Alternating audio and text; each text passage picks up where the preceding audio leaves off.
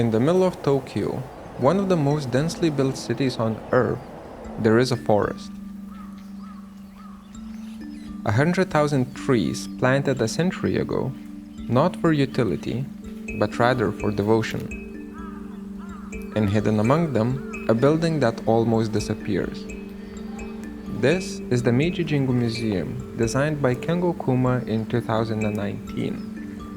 A place where architecture doesn't compete with nature. It listens to it. And the context is actually quite interesting. The museum stands inside the area of Meiji Jingu Shrine, built to honor Emperor Meiji and Empress Shoken, the figures who led Japan through its transformation into a modern nation. The forest around it was planted by volunteers in the 1920s, using trees that were donated from all over Japan. It wasn't a natural forest, it was an act of faith, a 100-year plan to let nature reclaim the city. And Kuma's museum was built to mark the shrine's 100th year anniversary. But rather than designing a monument, he created something humble, a quiet threshold between human craft and natural growth.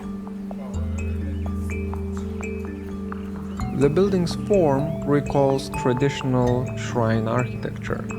A long sloping roof, deep eaves, and timber posts that rhythmically divide up the space. But it is not a reconstruction of the past. Kengo Kuma reinterprets tradition through materials and light. The roof is made of modern metal, yet its geometry feels somewhat ancient. The walls alternate between glass and cedar wood, creating an architecture that's as much about what's seen through it as it is what's actually being built. The entire structure follows the topography, slightly sunken into the forest so that from afar it's nearly invisible. This is Kuma's recurring idea: architecture as something that blends into the surroundings until the boundaries fade.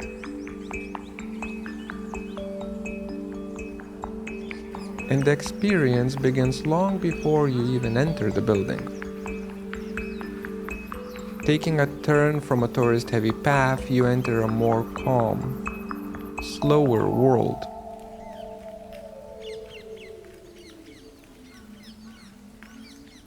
You walk through a shaded path, and the museum slowly appears, filtered through the leaves, revealed in fragments.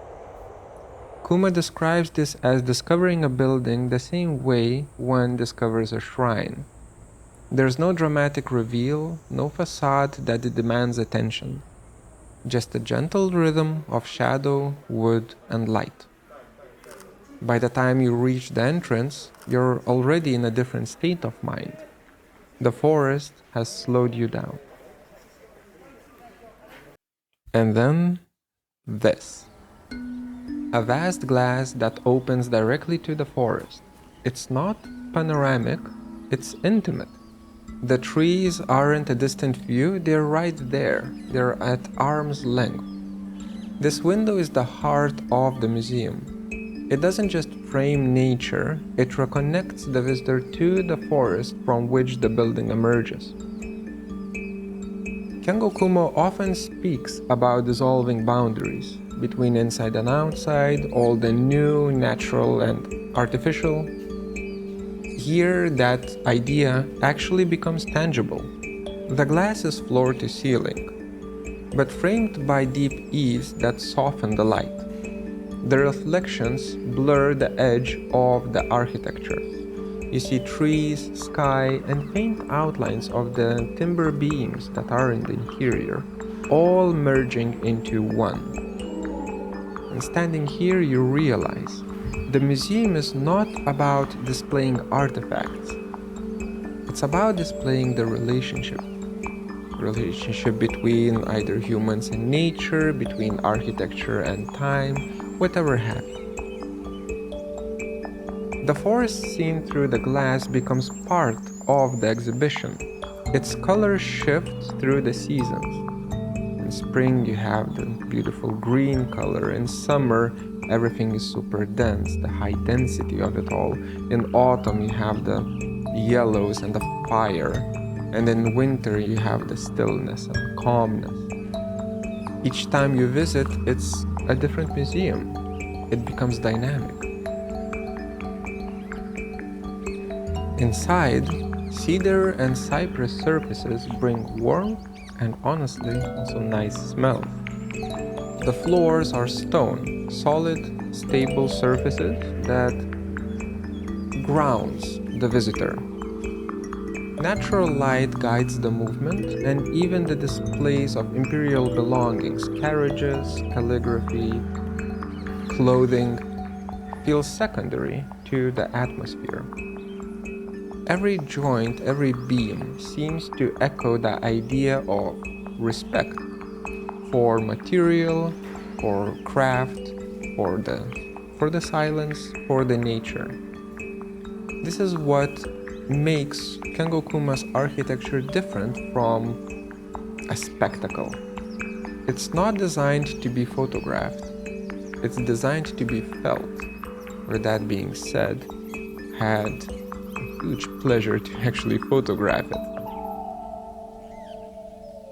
I am going to paraphrase here just a little bit, but when Kengokuma designed this museum, he described his goal as not building against the forest, but rather building with it. And that's exactly what it is. A building that doesn't occupy the landscape, but rather it extends it. In a city defined by speed and density, this small museum offers something radical: stillness, quiet, a slower pace. The large window at its heart reminds us that the most powerful architectural gesture is sometimes not to create something new, but to reveal what was already there. That's why it's one of the cool buildings that I like. I'll see you in the next one. Later. Next month's video is already out on Patreon. If you support the channel, you can see it now. And also ask me questions here.